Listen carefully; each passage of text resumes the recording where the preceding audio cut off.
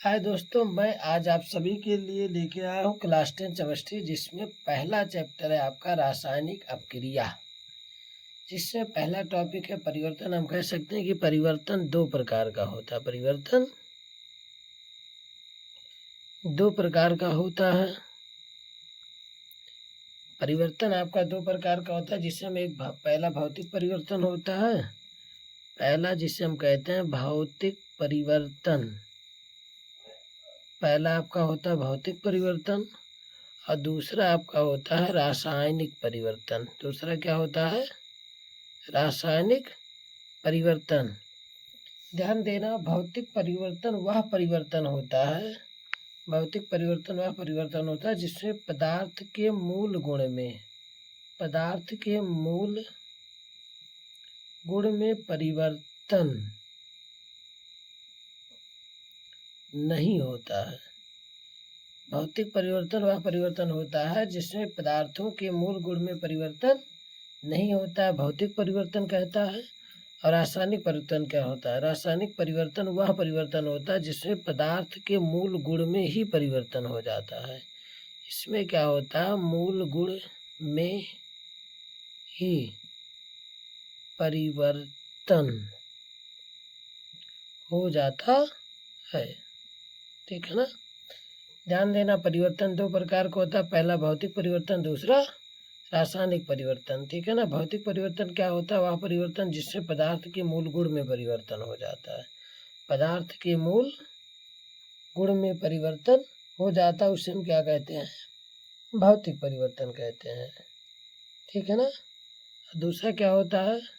रासायनिक परिवर्तन वह परिवर्तन जिससे पदार्थ के मूल गुण में ही परिवर्तन हो जाता है, उसे हम क्या कहते हैं? रासायनिक परिवर्तन। अगर एग्जाम्पल की हम बात करते हैं, इसमें जैसे मूल गुण में अगर परिवर्तन नहीं हो रहा है, मतलब हम कह सकते हैं जल का वाष्प बनना, जल का वाष्प बनना, जल का बर्फ बनना, लकड़ी का कुर्सी बनना, लकड़ी का कुर्सी बनना, ये क्या कहलाएगा? आपका भौतिक परिवर्तन कहलाता है। ठीक है ना? इसी प्रकार से आपका अगला क्या है? रासायनिक परिवर्तन में अगर एग्जाम्पल की बात की, इससे पदार्थ के मूल गुण में परिवर्तन हो जाता, मतलब आपका जो चीज़ प्राप्त होता आप पुनः उसी चीज़ को प्राप्त नहीं कर सकते, मतलब जिससे जो अगला चीज़ प्राप्त होता है। जैसे हम कहते हैं कागज का जलना,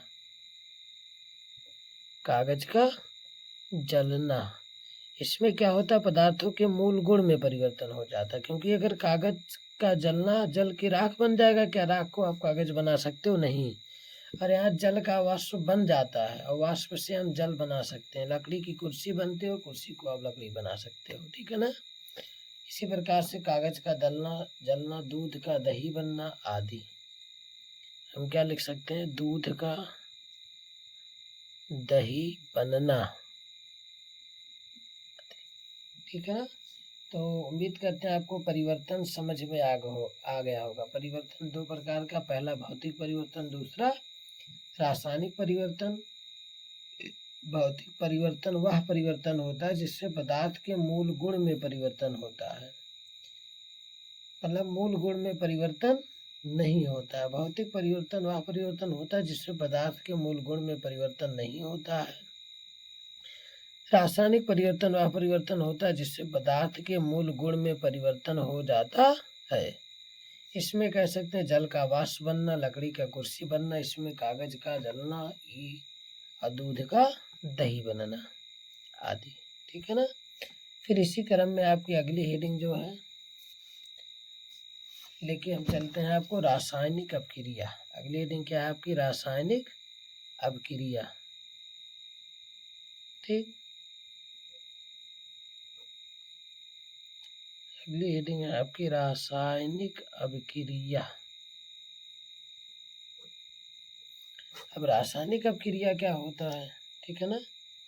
जब एक या एक से अधिक पदार्थ मिलकर एक नए पदार्थ का निर्माण करते हैं तो रासायनिक अपक्रिया कहलाता है। जब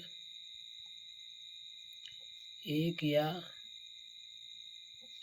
एक से अधिक जब एक या एक से अधिक पदार्थ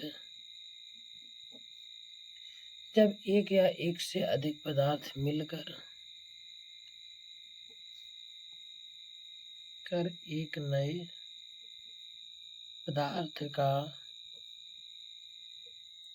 एक नए पदार्थ का निर्माण करते हैं। ठीक, जब एक या एक से अधिक पदार्थ मिलकर एक नए पदार्थ का निर्माण करते हैं तो इस घटना को रासायनिक अपक्रिया कहते हैं। जब एक या एक से अधिक पदार्थ मिलकर एक नए पदार्थ का निर्माण करते हैं तो इस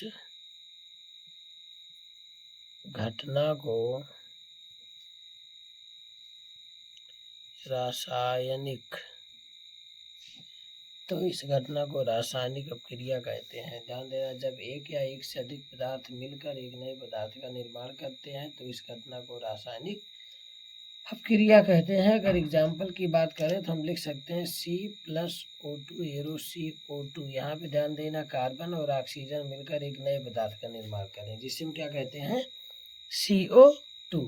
यही आपका क्या कहलाएगा, रासायनिक अपक्रिया कहलाएगा। ठीक है ना। अगले हेडिंग चलते हैं, रासायनिक अपक्रिया की घटना। जो आपका अगला टॉपिक है सिलेबस के अकॉर्डिंग है, बिल्कुल ठीक है ना। रासायनिक अपक्रिया की घटना, रासायनिक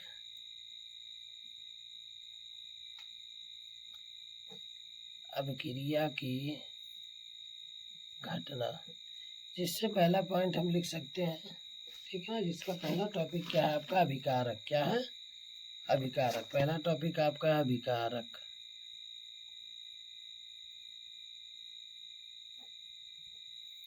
पहला टॉपिक है आपका अभिकारक। अभिकारक होता है किसी रासायनिक अपक्रिया में आरंभ से भाग लेने वाले पदार्थ को अभिकारक कहते हैं। किसी रासायनिक अपक्रिया में हम डायरेक्ट कह सकते हैं किसी रासायनिक अपक्रिया में भाग लेने वाले पदार्थ को किसी रासायनिक अपक्रिया में भाग लेने वाले पदार्थ को अभिकारक कहते हैं।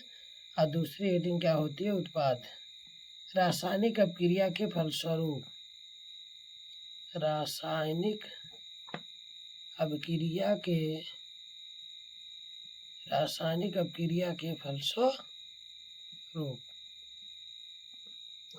प्राप्त होने वाले तत्व को उत्पाद कहते हैं। ठीक है ना।